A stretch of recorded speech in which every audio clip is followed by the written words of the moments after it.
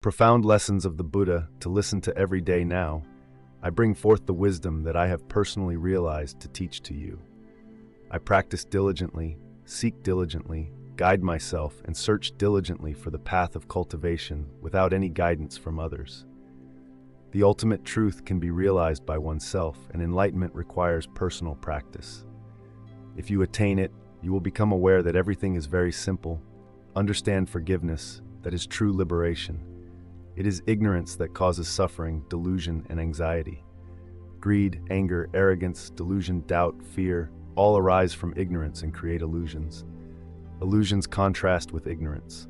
Illusions have two opposing aspects: maintaining the middle path without leaning to either side, not letting the physical body be hungry or indulging in desires, focusing solely on the middle path. If you recognize that evil is merely an illusion, then all disturbances will naturally be accompanied by love and compassion. The essence of these two emotions is the same. If you feel this way, hatred will cease to exist. When someone treats us maliciously, we can understand, and once the door of wisdom is opened, all that remains is compassion. Wisdom helps us clearly distinguish truth from phenomena, differentiate between ourselves and others. This very differentiation leads our lives astray. Humans are often bound by emotions, with greed being the cause that distances us from the truth in the cycle of samsara from birth until death. We fear illness and death. This only increases our ignorance and fear. Therefore, all illusions must be eradicated. Once you step out of illusions, life will be free, liberated from constraints, serene, calm, and peaceful. The Four Noble Truths are the Four Noble Truths. The first truth: suffering is inevitable. It follows us like a shadow follows the form. The second truth: the cause of suffering is ignorance, greed, hatred, sorrow, anxiety, fear, disappointment, and attachment to the self. The third truth: the cessation of suffering, which is wisdom, the understanding of the truth about oneself and life. Wisdom and this perception lead to the cessation of suffering and the emergence of peace. The fourth truth: the path to the cessation of suffering, which is the Noble Eightfold Path nurtured by mindfulness and awareness, leading to concentration and wisdom, liberating all suffering. These are the 8 right paths: right view, right intention, right speech, right action, right livelihood, right effort, right mindfulness, and right concentration. The righteous path will guide our behavior. I, the Dharma, have realized this path and will help sentient beings attain nirvana. The more one approaches selflessness, the more peace blossoms in the heart. Those who are selfish, clingy, restless, troubled, and deeply contemplative realize that I do not possess anything of my own, and I look around at all sentient beings. Understanding this, sending love, and having compassionate eyes towards the south, north, west, and east ensures that all beings are friends for life. Like a spider slowly weaving a beautiful web, the natural world creates myriad things in the world. That beauty is infinitely vast. Human perception is entirely chosen by the mind. Countless people in the world suffer because of material things. Their lives are poor, faces are lacking, they endure all sorts of injustice. Many suffer mentally. Look around you. The natural world does not change, only your perception changes. Anything excessive, even ultimate joy, is suffering. Therefore, one must maintain the middle path. In this way, you will clearly see the nature of things and attain infinite tranquility. Your life's rights belong to your parents, those who gave birth to you and raised you. You owe them a great debt of life. It belongs not only to you, but also to them. When our minds have desires, we believe that achieving them will bring great joy. But when dreams become reality, our hearts become empty. Do you know why? The arising of desire is like dreaming of something. Once achieved, the long-awaited dream means there is no longer resistance in life, like water flowing through a gap. Forget the illusory desires of the world. Forget your life and death, because they bring you no benefits. Even if you fear the disappearance of this life, first deny its existence and find a hidden self within you. Sorrow arises from an unyielding and insufficiently generous heart. You are angry because you want things to go your way, and your heart is not generous enough. You are grieved because your thinking is not positive enough. You worry because your mind is not intelligent enough. You are in pain because your determination is not strong enough. You are jealous because you are not excellent enough. You are greedy because you have not understood impermanence. Each type of disturbance originates from ourselves. Whenever they appear, it is an opportunity to return to observing the inner self, recognize our own shortcomings, and then strive to transform them. For countless years, we often see and criticize others' faults. Scriptures and scholars are needed to help cleanse their sins, like offerings and sacrifices. But I affirm that the cause of all sins lies within ourselves. Only we can open the door to liberation. Simply maintain pure conduct, uphold the 5 precepts. The first precept, do not kill any living beings. All beings fear death as you do. By abandoning the act of killing, compassion will naturally arise in your heart. The second precept, do not steal and strive to help those in need to the best of your ability. The third precept, do not engage in sexual misconduct, maintain fidelity to your spouse. The fourth precept, do not lie, do not speak two-facedly, do not use sweet words or say inappropriate things. The fifth precept, do not consume intoxicants that cloud the mind. My Dharma is very simple, but incredibly solid. All things in the world are born and die. That is the natural law. Whether old or young, wise or ignorant, everyone must die. The moon floats in the sky, resembling this supreme truth. Every night the moon rises, grows larger until full. After fullness, it wanes until nothing is seen, then begins to cycle again. But it never disappears. It only hides beyond our sight. The essence of life is like the shadow of a suffering person, following us throughout our lives. The cause of suffering is attachment to conditions. All things are impermanent. Life and death, gatherings and separations are not two, but one. The key to liberation lies in the transformation of the soul. Whether sorrow overwhelms or joy floods in, one must maintain equanimity between the two.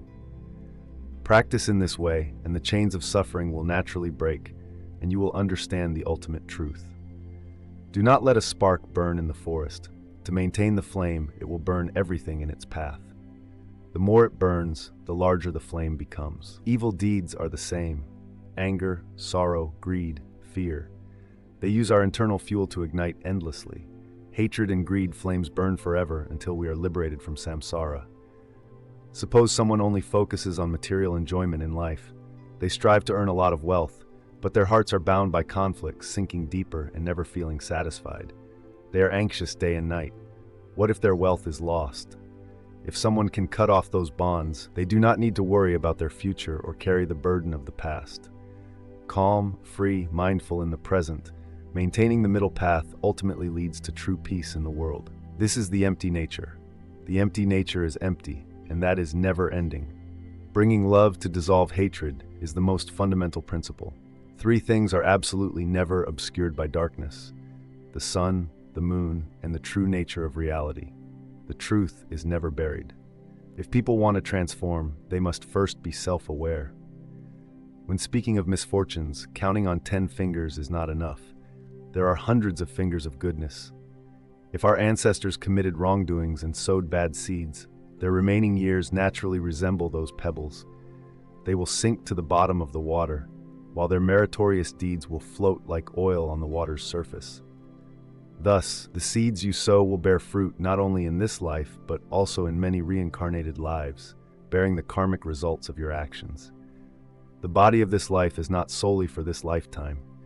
After this body dies, the karmic formations remain in the ocean of samsara. Whatever seeds you sow, you will reap their fruits. If someone always adheres to a certain principle, they will ultimately lose their spiritual freedom, becoming rigid and inflexible.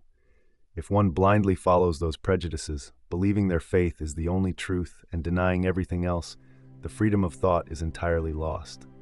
Instead, a kind of prejudice dominates and controls human thoughts, leading to conflict and opposition. This naturally results in blind faith. Those without faith are even more controlled. Thought is an immensely powerful energy. It can completely dominate, but with such rigid ideas, it becomes the greatest obstacle on the path of cultivation. If tightly bound by it, the door to truth can never open. Everything I teach originates from my own experience. My path is neither a principle nor a sacred scripture, philosophy. It is merely pure perception and the transient truth. My path is meant for practice, not for reliance, worship, or impractical practice. All my knowledge is like a raft. You can use the raft to cross the river, but once you've crossed, do you need to carry the raft on your head? Emotions are divided into three types: joy, happiness, sorrow, pain, and tranquility. These three emotions are always present in our bodies and minds. Emotions are like waves that rise and fall, then return to tranquility. I suggest first examining the intensity of emotions, understanding and comprehending them, finding their origins. Whether joy or sorrow, you must find their sources. Once you find their origins, you will discover that everything is empty. The emptiness we speak of is like the vast blue sky, seemingly empty yet encompassing all phenomena. Continue to cling to that to cultivate supreme tranquility. Existing deeply within the heart, it will no longer be disturbed. Deep introspection reveals the mistakes. The most stubborn, hardest to change is also the softest, most fragile. Ignorance is the root of all disturbances. Our understanding relies on meditation. Meditation can dispel ignorance. Devotion, asceticism, fasting, offering sacrifices, or other forms cannot achieve this. Alms round is also a method of spiritual cultivation that teaches us humility and tranquility. Alms round is not self-deprecation. On the contrary, it helps the benefactors grow in compassion in their cultivation. In other words, begging is different from asking for alms. Those who beg to eat are avoiding responsibility. Through alms round, arrogance and pride within us will gradually diminish. For benefactors, it is a way to eliminate greed and cleanse their sins. Taking care of parents is the most important task. Serving both parents is a rare opportunity. A mother's love is as high as the sky and as vast as the ocean. Day and night, humans should never forget proper filial piety towards their parents. Nothing is better than living a gentle, virtuous, and happy life. If you can live that way, it is the best way to repay your parents. Once in a village, a venomous snake appeared. It had bitten many people, causing deaths.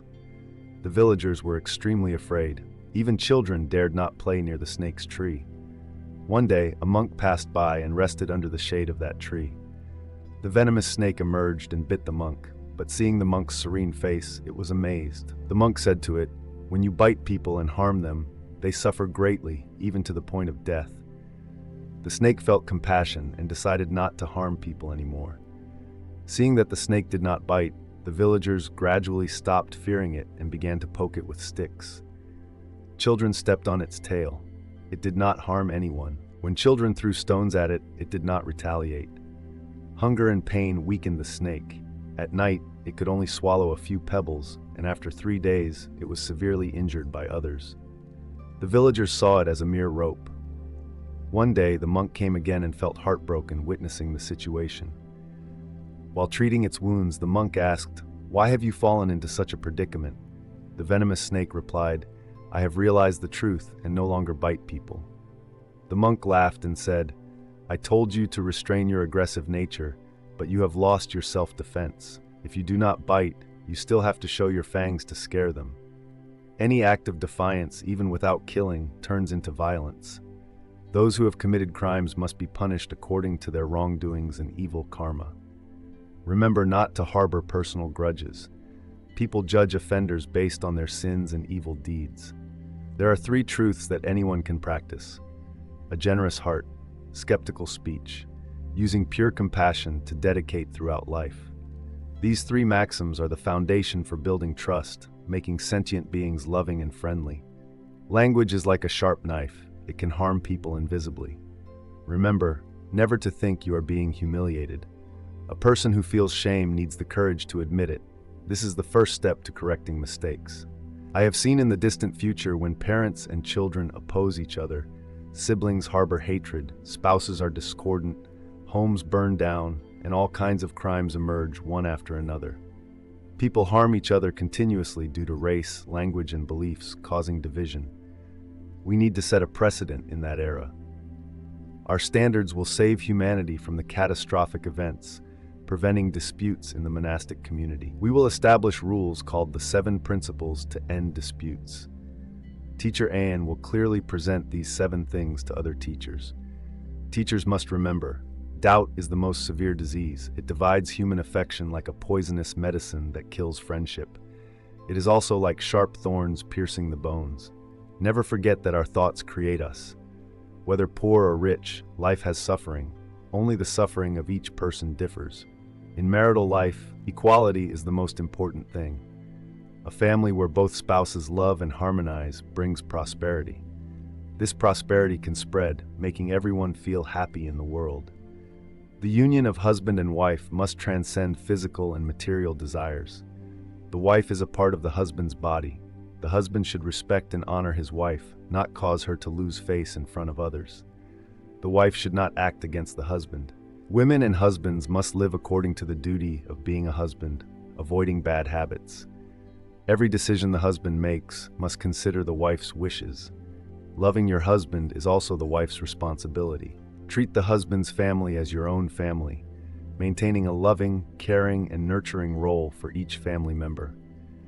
Husbands and wives should respect each other as esteemed guests, stay close to good people. Those who cannot focus on mindfulness will cause their children to become lazy, creating favorable conditions for cultivation.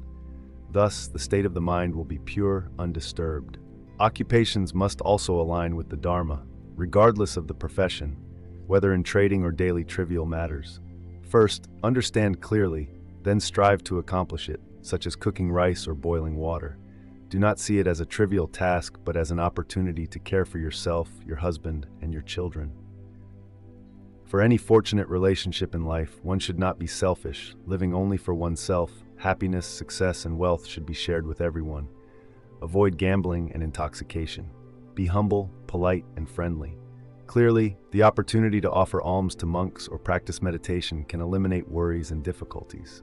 Finally, your soul will feel supreme tranquility. You must remember that every morning we open our eyes in the dawn of a new day. We must be fully aware of what we need to do. This is very important. People often forget to express gratitude. Humans must engrave in their hearts the things they are thankful for, like trees, flowers, wind, and water. They do not belong to us. The more we are grateful to everything, always carrying gratitude in our hearts to live and think that way, the more we will harvest, not in vain. If everything is in vain, aren't we all suffering and ending? If you are sick, what then? Death is no longer distant, right? Carrying gratitude in our hearts is like a beautiful flower blooming in the world. We are born on this great land. All emotions are suffering in this samsaric world, full of pain and sorrow. This world is not a place to stop the suffering. This world is the abode of the enlightened, but the enlightened must know how to awaken from ignorance. Being born with suffering, sorrow, delusion, anger, greed, arrogance, pride, and hatred all arise from ignorance. The triple gem, TNG, will lead humans astray. Although they are two natures, life and death are not different. They are one entity. We are hindered by wrong perceptions. Once all obstacles are removed, our entire existence will be completely independent, not relying on anything, not being entangled or bound. The precepts, concentration, wisdom, and the righteous path can dispel all wrong perceptions. I reiterate, these are right view, right intention, right speech, right action, right livelihood, right effort, right mindfulness, and right concentration. All phenomena are impermanent. Life is the path to death. Gatherings are manifestations of separation. If there is a large body of water, there must be flowing water. Without death, how can there be birth? My venerable teachers, you have devotedly served me. I am extremely grateful. You have diligently and wholeheartedly helped me. You have many admirable qualities, but you can still go further. Strive more to transcend this cycle of birth and death. Realize liberation of the inner self and mature. From each moment of suffering, you learn that you can achieve these things, and they are what bring you peace. Venerable teachers, you have 4 virtues. Venerable Anne's words are very gentle. Whatever it is, you feel content. Venerable Anne is always equitable to everyone. Venerable Anne's silent and modest speech makes everyone happy. Remember clearly that my path is not to lead you to escape this life. I believe that humans can change when exposed to the goodness or eradication of others' evil.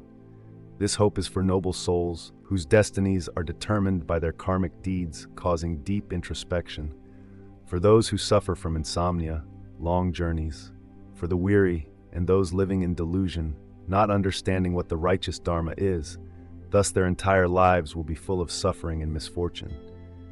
Any knowledge that deceives you into reading or listening to false teachings, even the words I speak, should not be trusted hastily.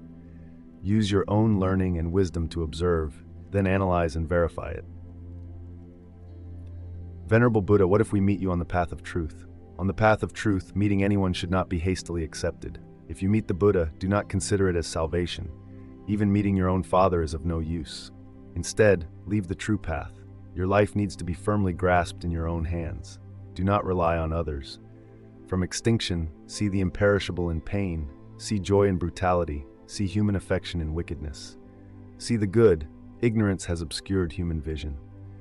If we dissolve all those illusions, all suffering and worries will naturally disappear from our hearts. Compassion and forgiveness begin. Enlightenment, the feelings of sentient beings are the same. Light your own lamp, be your own lamp. Awaken, practice the righteous Dharma, focus on your inner self. Return to relying on yourself, do not rely on others. Everything is impermanent, you must find peace amidst all changes. Diligence is not solving, eternal concentration, do not give up. This is Anne. The supreme truth does not lie in the void but within each person's heart. Everyone diligently upholds the 5 precepts, right? If so, today, let us ensure that we must love and protect our children. Grandchildren must surely love and care for them. As for the elderly, we must love and take care of them wholeheartedly. We must empathize with those who strive and make efforts. For the weak, no matter how wrong they are, we should treat them generously. We must remember that these opportunities are everywhere in our lives. Venerable Buddha, sometimes we intentionally do things against the Dharma. If you feel remorse for these actions, then when you commit wrongdoings, you need to frequently correct your behavior. Our thoughts have created us. If thoughts are not good, they will manifest in actions and suffering. From there, it becomes like a wheel rolling in the direction of the true person's pull in our hearts. Always think of goodness, and your actions will be meritorious and happy, always accompanying you in this life. So what about encountering other calamities in life? Please guide us. In summary, there are only 3 most important things. First, do we love genuinely or not? Second, do we live fully or not? Third, moving one step further, can we let go of everything or not? The reason we exist is to seek the meaning of life. When we sacrifice ourselves, dedicate our hearts and spirits, we also see the supreme truth of life and death like shadows following forms, coming together and eventually dispersing everything. All phenomena are impermanent. Do not cling to them, and remember that conquering yourself is more important than conquering others. No one can ever be taken away, whether celestial beings or Atula, whether it is the heavenly realm or the hellish realm. And snakes can shed their old skin and become new forms. Today, I have witnessed how every small drop of water has merged into the ocean. There are 3 truths that anyone can practice: a generous heart, skeptical speech, using pure compassion to dedicate throughout life. These 3 maxims are the foundation for building trust, making sentient beings loving and friendly. Whether poor or rich, life has suffering. Only the suffering of each person differs. Monks and nuns, up to today, the knowledge I impart to you, you need to think thoroughly, observe carefully, and apply it in your cultivation. First, you must realize it yourself before sharing it with others. From today, you must bear the heavy responsibility of spreading the supreme truth to all sentient beings. Do not hastily believe anything, even my own words, until you apply your own learning and wisdom, then analyze and determine that it is completely trustworthy without any doubts. Monks and nuns, all phenomena are impermanent, born and die, arise and perish. You must always strive to be liberated. What you say is completely contradictory. You believe in life after death, but do not believe in the existence of the self. Without a self, how can there be life after death? You are not wrong, but this does not contradict each other. Without a self, there is still life after death. How so? Have you ever seen a guava fruit? We take its seeds, plant them in the ground, it grows into a guava tree, then bears fruit. Isn't this the afterlife of the guava tree? So you are denying its nature. Venerable saints, the first noble truth you present: everything is suffering. The world is full of suffering. Birth and death are also suffering, only suffering and pain. This is not a negative thought, is it? You are not wrong, but why? The first noble truth, I say the following: noble truth is the cessation of suffering. Speaking of the cessation of suffering, first I explain to everyone what suffering is. I only show everyone how to overcome suffering. In this way, how can it be completely negative? You come here to destroy this world, to make young people all become monks. I am not destroying the world. What I want people to let go are the artificial pleasures, gently leading them back to the source of life. Walking on this path requires courage. Only great heroes can do it. This vast world, hands holding a bowl. Every thought focuses on the body and mind, like walking on a knife's edge. Thus, an unawakened child can greatly advance their family, but also has the potential to cause them great harm. Similarly, monks see the whole world as their family. An awakened monk can bring progress to this world. You are very correct. You teach the Dharma not to kill, making soldiers all become practitioners. They want to demonstrate justice, but always feel guilty. Not wrong, but not killing. It is a perpetual cycle of violence that cannot be extinguished, but love can achieve this. This is the natural law. Everyone fears death. If you realize that others have the same thoughts, then you will consciously let go of violence. The more one approaches selflessness, the more peace blossoms in the heart. The more selfish, clingy, restless, troubled, and deeply contemplative, realizing that I do not possess anything of my own, and looking around at all sentient beings. Understanding this, sending love, and having compassionate eyes towards the south, north, west, and east ensures that all beings are friends for life. Our minds are like a path. The more calculations, the more schemes, the narrower that path becomes compared to a broad heart. A broad heart is one path wide. A large house is not as wide as a broad heart. Good fortune is not as good as a good heart. Then the feet are true. Happiness lies within the heart. Madness and deep contemplation, harmonious and vast.